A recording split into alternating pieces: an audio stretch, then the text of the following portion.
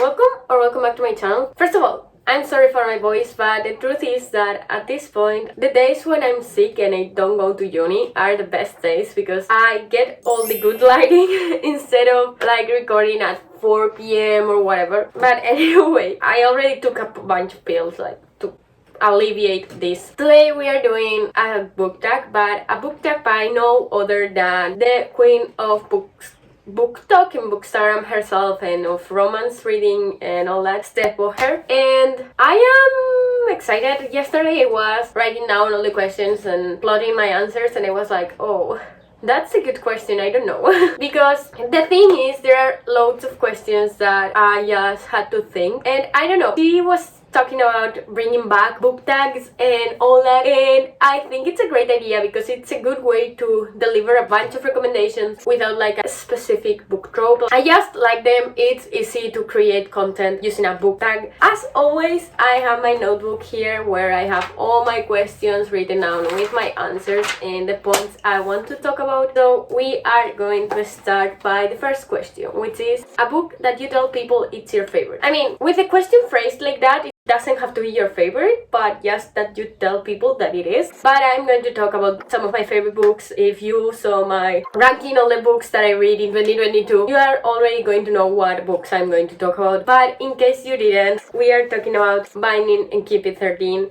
These blocks of books I actually I just recorded last week unboxing and I bought them and they are beautiful, and now I have to buy Saving 6 as well, but they are big and they are expensive. These are the ones I tell people that are my favorite, mostly also because these are like the most acceptable of all the books I read. Like these are the ones that have more than just the romance and have the found family and the rugby and everything, and I feel like these are the ones that people are not going to look at me weird for saying these are my favorite. They are though. So then there is a book that is your guilty pleasure, and I mean there can be a bunch. Like I also like there's one of Shia LaBeouf's series, but we are not going to talk about them. We're going to talk about Pack Darlings. This is a Why Choose Megaverse romance, and it's actually like bully romance, but not bully romance, so it's what I like. What I mean by this is that I do not like the school setting where he's the bad boy and he bullies her, no. But in here, where they are bullying her for a reason, like they have a reason actually to not like her, well, not her in particular, but not want to be like with her, and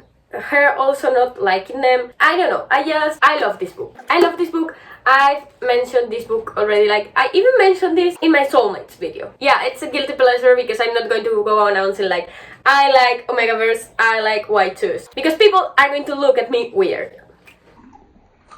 And now, a book that everyone loved, but you didn't. I'm going to give a bunch of options, so yeah, bear with me. Please don't hate me, okay? But first of all, we have Daisy Jones and the Six. This was the first book I read last year, and I read it hoping that it would be one of my favorites because everyone loves Taylor Jenkins Reid. And no. I actually it wasn't bad. I kind of did have a great time at some points, so it was like a 2-star, 2.5-star, but still it didn't hit the mark, and people were like saying, yeah, this is great, you're going to love it, and I didn't. Okay, then The Hating Game. This one is one of the first books I read in English as a physical book, and I mean, I spent, because at the time I didn't order anything on Amazon, I spent the entire summer waiting that it would arrive to the library that was near my house or whatever. And I mean, it's annotated because I had this tendency to annotate everything, so like there are a lot of parts annotated, but no. And then we have It Ends With Us. So if you haven't watched the video where I read this, go watch that video too. So I have a blog in this video, and I actually was planning on that blog to read 2 of Colin Hoover's books, so It Ends With Us, and it was also going to be Ugly Love. And actually after reading It Ends With Us, I decided to take a break because that was not going as planned. I didn't know. No. And then like an honorable mention, because yes, I did hate this book, but the thing went well, so I didn't like Addicted to You. However, I love the rest of the series, so it's yeah. I'm an idiot. And probably if right now I decide to read again Addicted to You, I will love it, but we are not going to talk about that. Then the next question is a book that you read the fastest. And this is probably every book I read in a 24-hour reading challenge, but I think that the one I read the fastest would be Six of Crows. I read this in the first 24-hour reading challenge I did, and I feel like this is the one I read the fastest because I wasn't getting constantly sidetracked by my friends. So for this reading challenge, it was just Carmen and I, and we were reading, and yeah, we talked, and yes, I told her basically everything that happened in this book. I was like, oh, and now this is happening, and she was like, but who is he? He is the one with the flute? Or the one who is racist, because she called Matthias the racist. So yeah, Six of Crows. I didn't read it in this edition actually because this is a Spanish edition. Right now it's not made anymore, but I feel like this is prettier to show you and to hold. The next question is a book that deserves more hype, and like I kind of feel like a hypocrite saying this answer, but it's The Raven Boys by Steph Bohrer. And I mean, have I ever talked about this book? Probably no. I've had the second one on my TBR more than once, but I haven't talked about this in particular. So I read this book when I was finally getting back into reading after reading Wattpad for years, and I loved it. And the only person I've heard talking about this book is Sunny Kim, and I haven't heard anyone else talking about it, and I feel like it's really good. So it should be talked about. Then there is a book that is becoming a TV show, and I actually don't know. I was yesterday looking at my bookshelf and I was like, which one of you is becoming a TV show? And then I decided to just say Daisy Jones and the Six, if it still counts, because actually the TV show isn't out yet. So it should count, or yes, it's out.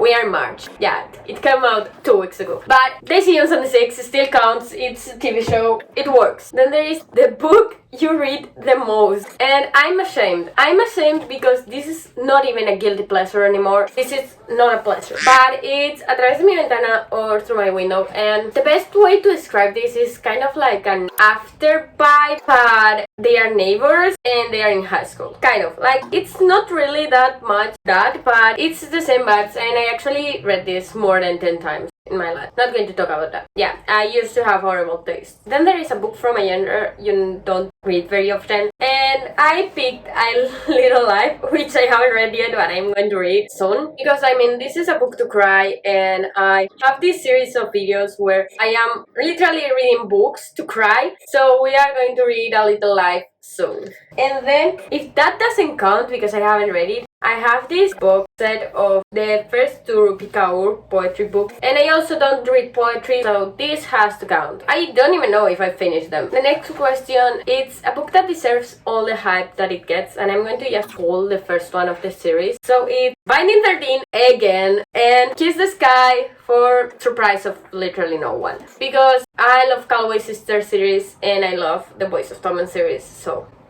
yeah. All the hype they get, everyone is saying, oh, they're great. That's because they are. They literally are. I'm not even objective with this, they are. So yeah. Then the question is, a book you usually recommend when you are asked to give a recommendation. And I have this tendency to recommend books I haven't read. So last summer I literally recommended 2 people to read Survive a Night by Rayleigh Sager, and I haven't read it yet, and I'm going to at some point, I guess. Literally 2 people read this because of me. Well, one of them was my mother, which she never reads books, but when she reads them, it's always thrillers. I think she never even finished it. I think she just read like 10 pages and left it at that. And another book that I recommended that I think no one paid attention to me because I obviously haven't read it, I don't know how I recommend this, but A Good Girl's Guide to Murder. I have the entire series, I haven't read a single one of them, but I hope I will soon though. And then obviously, to surprise of no one, like my literal friends are telling me to shut up about this book, but Binding 13. I could say Calloway Sisters, but I don't recommend Calloway Sisters usually because I feel like you have to read the Addicted series first, and if you are not someone like who wants to read every single book, and you are not going to get past the first one,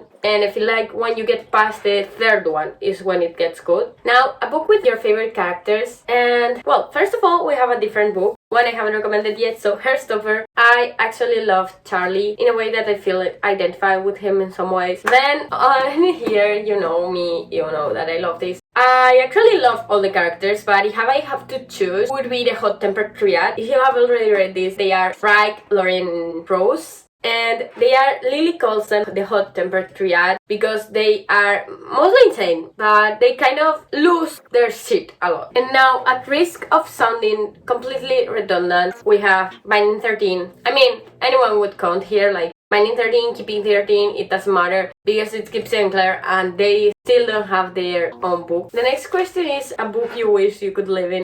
And people are going to laugh, but I'm completely serious. So, for my fear of death and of getting old, I will say the Twilight Saga, but it's literally any book where you can become immortal. That would be my yes. I have issues, okay? I have issues. I am admitting that I have issues. Then the next question is a book you thought you would hate but ended up loving. I usually don't read books I think I'm going to hate, but there was this one book that I read last month that it wasn't that I thought I would hate it, I just thought it would be meh, and it was The Roommate by Rosie Danan, and I thought it would be meh, 2 stars at most. I kind of give it 3 stars. I liked it, I had a great time reading it, and it's fun, and it's fast to read if you are in a book slump because it goes right to the point. And then a book that made you cry. Actually, the last book that made me cry, it was on August of 2021, so a while ago, and it was Welcome to the Dark Side. I know that when you see this cover, you are like, dark romance men in the cover. But I actually cried with this one. And the last question, finally, is a book you wish you could read for the first time again. And that would be Pack Darling Part 2. But mainly because I feel like when I read it, I had so many expectations and I was like, I'm going to love this book, this is going to be great. And it's not that I didn't like it, I just didn't love it and I didn't meet my expectations. So just to read it without any expectations and see if I would like it if it wasn't because of how high my expectations were. It kind of happens to me a lot. So those were all the questions I wanted to answer in this book tag. I hope you liked it as much as I did. If you liked it, you may consider subscribing because for you, stuntmans, and for me, it will make my day. And I hope to see you soon. Bye!